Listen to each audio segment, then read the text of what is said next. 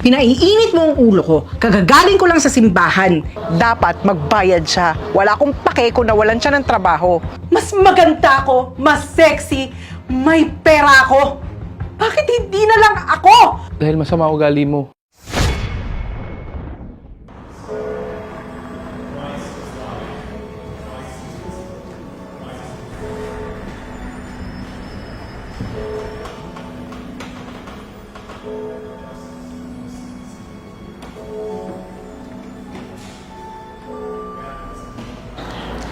Oh, natawag to siguro mga nakakolekta na.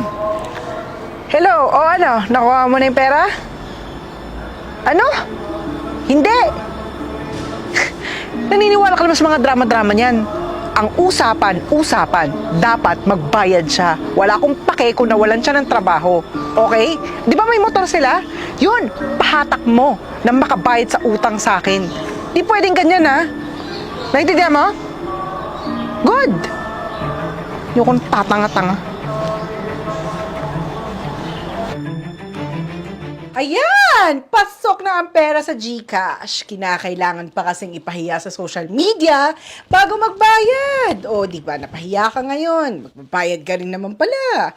Sino pa kaya dito ang pwedeng Han. singilin? Uy! Sahod niyo na ba? Opo. Talaga? O, nasaan yung card mo? Ayan, ako nang bahala dito, ha? Oo, bibigyan na kita ng allowance. Okay. Han. Nga pala, may company outing kasi ulit eh. Baka pwede namang sumama na ako this time. Saan naman ngayon? Sa Pansol daw. O, anong gagawin niyo daw doon? Team building lang ba? Tulad yung mga nakaraan. Pero di ba hindi ako sumasama kasi ayaw mo. Alam mo naman ang dahilan kung bakit, di ba? Baka naman pwede ngayon. Gastos lang yan. Gastos. Pwede bang kahit na 2 oras lang siguro ako doon? Kasi kinakantsawan na ako eh. Na, alam mo na. Naku, Kevin, ha? Sinasabi ko sa'yo, pinaiinit mo ang ulo ko. Kagagaling ko lang sa simbahan. Di ba? Magkakasalanan pa ako eh. Sa ginagawa mo ganyan eh. Pag sinabi kong hindi, hindi pwede. Dahil gastos yan. Naku, pinapainit mo yung ulo ko. Doon na nga lang muna ako sa labas at maniningil pa ako ng mga nakakautang sa akin. Magiging masaya pa ako. Leche.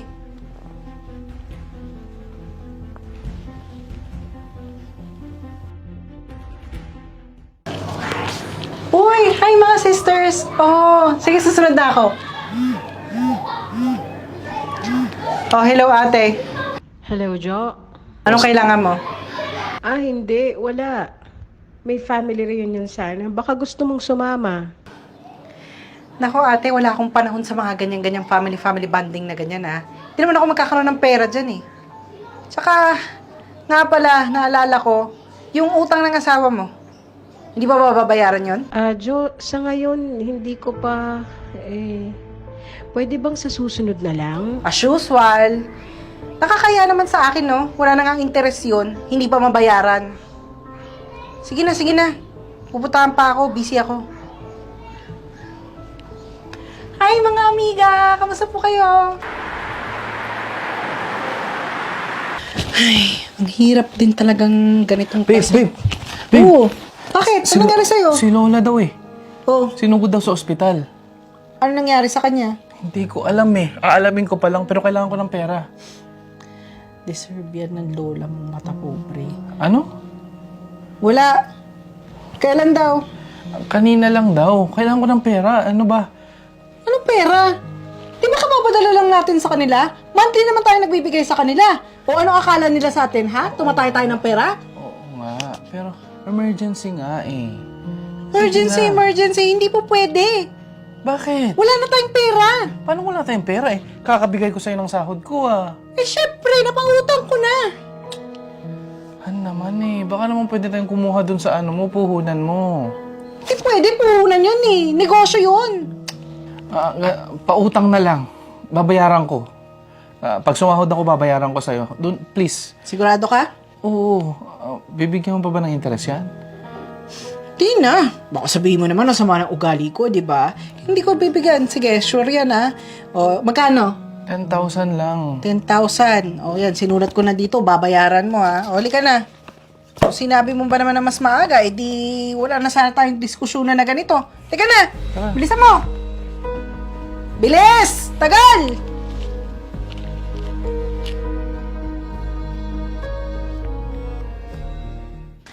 Han, nasaan ka na ba? Sabi ko naman kasi sa'yo, maligo ka ng maaga. Malilate na tayo ngayon. Tapos na, saglit na lang. Kuruduin mo, ha? Patong vibrate ng vibrate. Kanina pa to. Kevin, office. Yung nag-text. Sino to?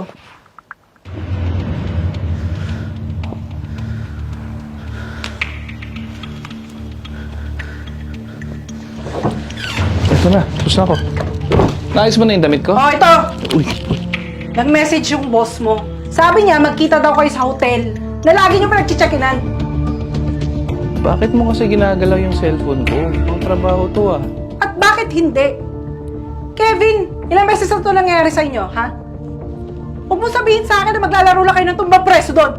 Dahil alam natin, lahat na pumapasok doon gumagawa ng milagro. Diyos ko, Kevin, hindi ka ba nahiya? Bakit? Bakit mo ginagawa sa akin to?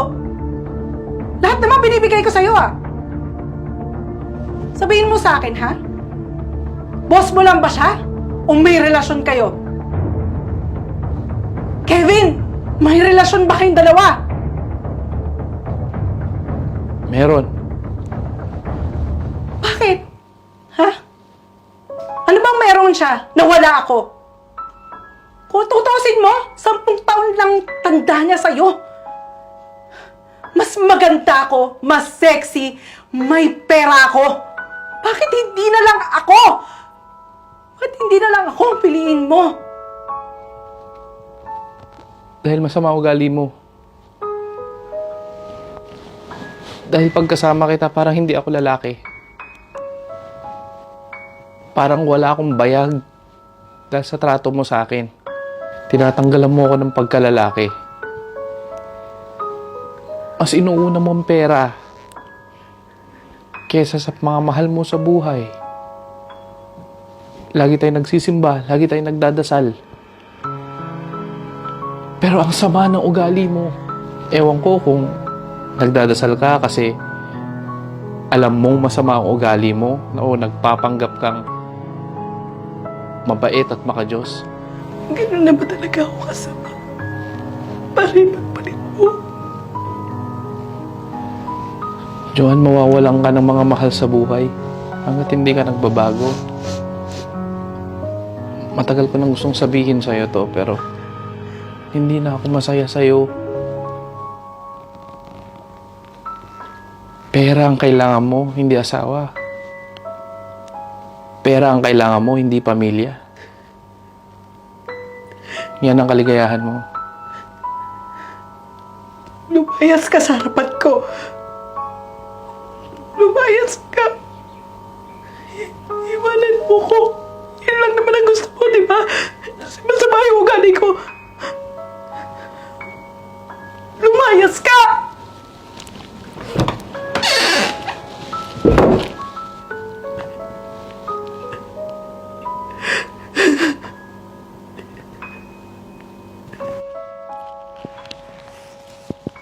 Hello, ate. Ate, tumawag na ako para sa kanina. Sorry, ha? Sorry kasi naging sugaba ako. Tapos nag-focus ako sa pera. Hindi ako nagbigay ng pagmamahal sa pamilya natin. I'm really sorry. Sana mapatawad niyo ako. Babawi ako. Ate ko, pwede bang sumama ako sa family reunion ngayon linggo? I'm really sorry, ate. I love you. Babawi ako.